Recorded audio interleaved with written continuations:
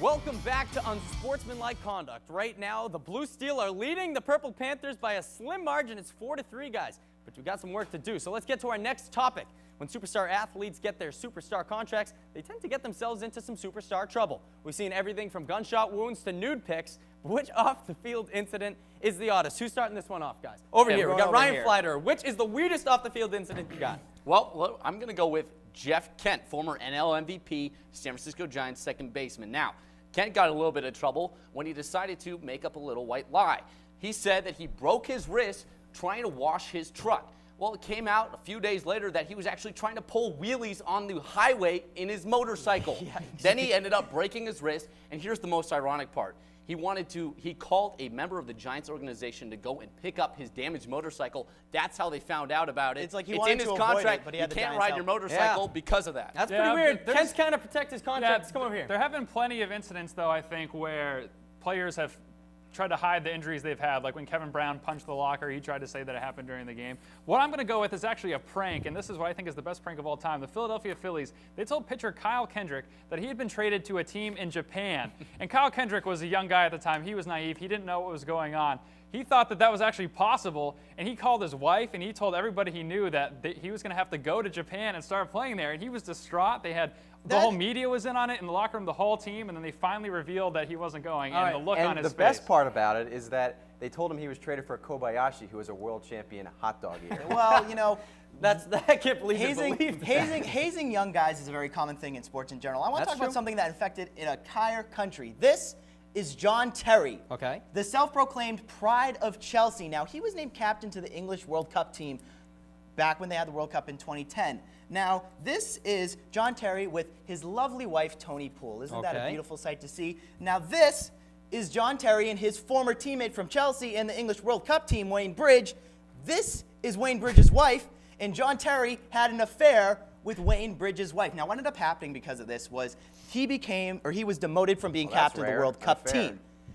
2 players ended up replacing him. Both of them got injured. He tried to file an injunction in court against this, saying that he didn't have to have it, basically that he was better than the media and that nobody could know that he was a suspect in this affair. And at the end of it all, he ended up becoming the captain again of the English World Cup team. No service done justice. This guy has an affair with one of his teammates, and he still comes out on top. One of his teammates' wives.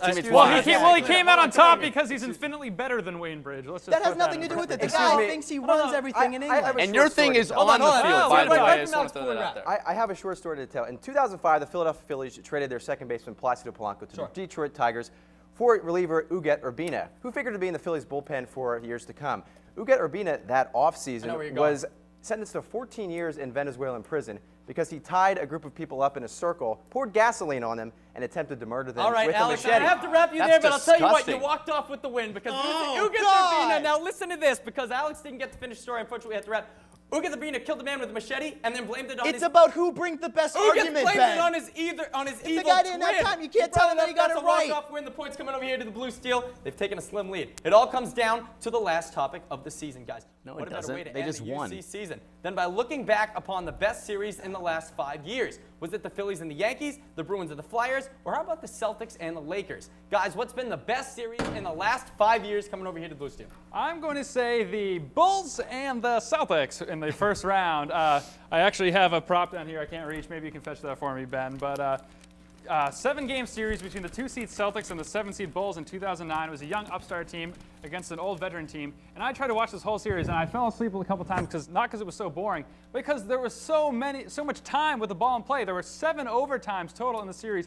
That's the most of all time. There was 2 single overtimes. There was a double overtime. It was an exaggeration, Ross, but thanks for playing along.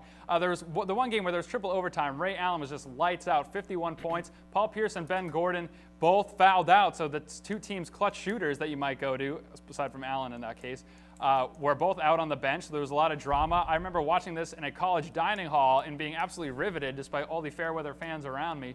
This was just one of the greatest series of all time. 2 of the storied franchises in the NBA going at it in a 7-game series. All right, let's come over here to the Purple Panthers. Guys, what do you think?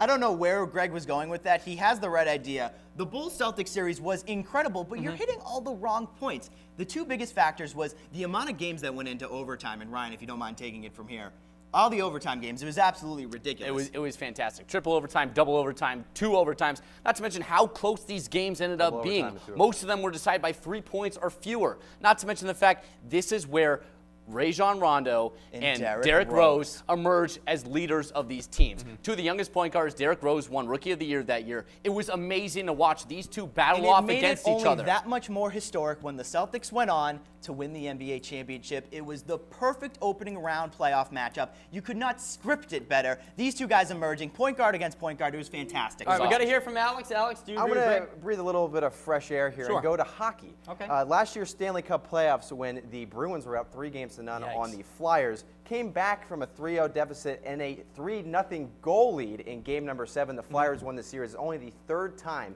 in NHL history I'm that sorry, has but happened. this most recent playoff series between the Bruins and the Canadiens was better. 3 overtime games. One of them was double overtime, and the Bruins won all 3 overtime games to win in Game 7. Well, Ross. Hold on. I want to hear 3 from games to Greg. none and coming Back back up and your winning partner. 4-3. Well, I mean, that was certainly an interesting series. I'm not as much of a hockey guy, so I'm not going to pretend. But, Ross, they didn't go on to win the NBA championship that year because it was in 2009. They lost to the Magic in the 2nd round in 7 games. And this is, I agree with you. Rondo and Rose coming out was big, and you also had Brad Miller bearing threes. Just great all-around play in that All right, series. guys, that's going to wrap it.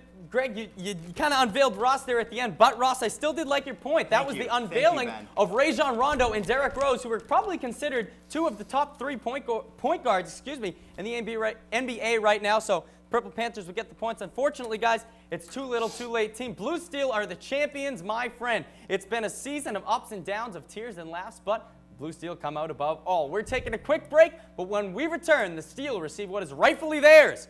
Keep it here.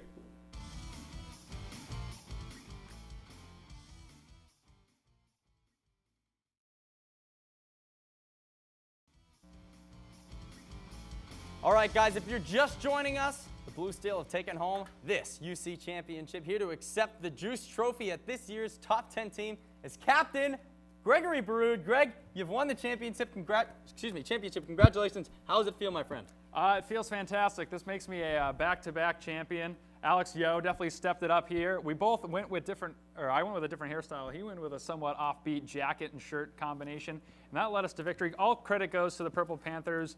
They were definitely good competitors all year, and I look forward to hopefully they can stay together for next season. That's something I'm thinking about. Also, thanks to Marcus Garcia and Austin Fontanella.